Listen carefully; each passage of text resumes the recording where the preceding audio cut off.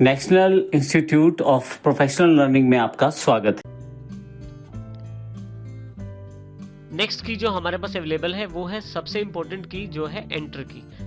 Enter से अभिप्राय command को यस करने से है। यदि आपके पास काफी सारे ऑप्शन आते हैं और आप उसे यस करना चाहते हैं तो आप एंटर प्रेस करके आप यस कर सकते हैं। आप एंटर प्रेस करके कीबोर्ड के द्वारा ही उसे यस कर सकते हैं। जैसे कि मेरे पास ये वर्ड की फाइल है और इसे मैं यहाँ से क्लोज करने की कोशिश करता हूँ तो देखिए मेरे पास 3 ऑप्शन अवेलेबल हो गए हैं, सेव, डोंट सेव और कैंसिल। जैसे ही इसको मैं एंटर करता हूँ तो मेरे पास सेव बॉक्स अवेलेबल हो जाता है, क्योंकि इससे मैं अपनी सहमति देना चाहता हूँ कि हाँ मैं इसे सेव करना चाहता हूँ। तो किसी कमांड को आप यस करना चाहते हैं तो आप एंटर के साथ ऐसा कर सकते हैं। इसके अतिरिक्त फिर से एस्केप दबाने पे ये बॉक्स फिर से चला जाएगा, अर्थात कैंसिल हो जाएगा।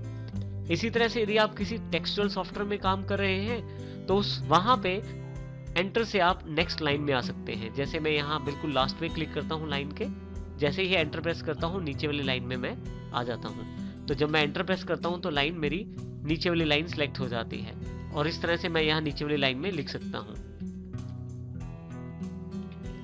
इसी तरह से यदि पहले से लिखे हुए मैटर में कहीं मैं सिलेक्ट करता हूँ और वहां एंटर करता हूँ तो मेरे पास वहां पे वहीं से नेक्स्ट लाइन अवेलेबल हो जाती है। तो देखिए जैसे यहाँ पे मैंने एंटर किया, एक कंप्यूटर इज जो है वो ऊपर वाली लाइन में अवेलेबल है और एन इलेक्ट्रॉनिक डिवाइस ये नीचे वाली लाइन में अवेलेबल हो गया है। यदि आप किए गए कार्य को अंडू करना चाहते हैं तो आपके पास कीबोर्ड पे शॉर्टकट अवेलेबल है Ctrl+Z। तो जैसे ही मैं कंट्रोल के साथ Z को प्रेस करता हूं तो देखिए फिर से ये लाइन वापस आ गई है और फिर से Ctrl+Z प्रेस करता हूं तो देखिए जो लास्ट लाइन है वो स्टेप बाय स्टेप वापस जा रही है और ये लाइन हट गई है। इस प्रकार से हम एंटर का प्रयोग कर सकते हैं। इसके अतिरिक्त हमारे पास कीबोर्ड पर यहाँ बैक स्पेस का बटन अवेलेबल है। बैक स्पेस से अर्थ पीछे जाने से है। मान लीजिए मुझे कुछ डिलीट करना है तो इसके लिए मैं बैक स्पेस प्रेस करके रख सकता हूं। जैसे जैसे प्रेस करूंगा देखिए वो डिलीट करता चला जाएगा। तो इस प्रकार से बैक स्पेस से मैं डिलीट कर सकता हूं।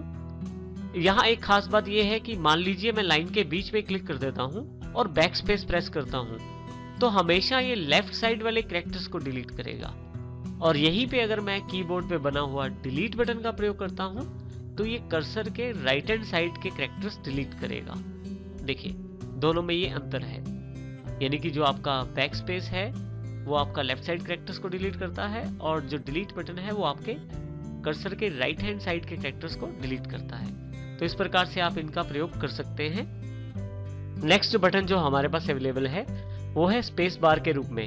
यदि आप कीबोर्ड पे देखें तो सबसे बड़ा बटन यही अवेलेबल रहता है कीबोर्ड पे, स्पेस बार।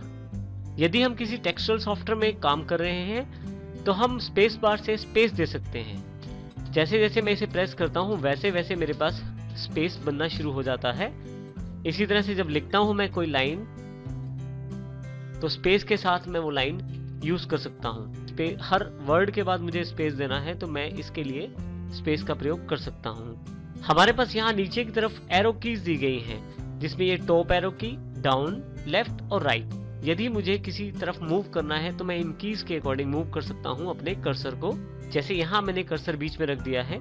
यदि मैं लेफ्ट एरो की दबाता हूं तो देखिए मैं लेफ्ट साइड कर्सर को लेके जा रहा हूं। इसी तरह से राइट एरो दबाता हूं तो right side, down down side और अप साइड। इस तरह से मैं एरो कीज का प्रयोग कर सकता हूं। नेक्स्ट की है इंसर्ट के रूप में।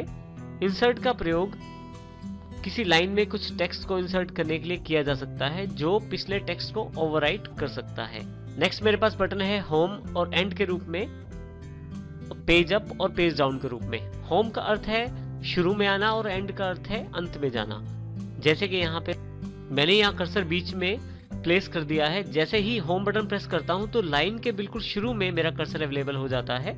एंड प्रेस करते ही बिल्कुल लास्ट में अवेलेबल हो जाता है। यदि पेज काफी बड़ा हो तो पेज अप से पेज ऊपर किया जा सकता है और पेज डाउन से पेज नीचे किया जा सकता है। इसको आप एरो की के साथ भी ऊपर नीचे कर सकते हैं। यदि आप कुछ हटाना चाहते हैं टेक्सचुअल सॉफ्टवेयर में से तो आप डिलीट का प्रयोग कर सकते हैं।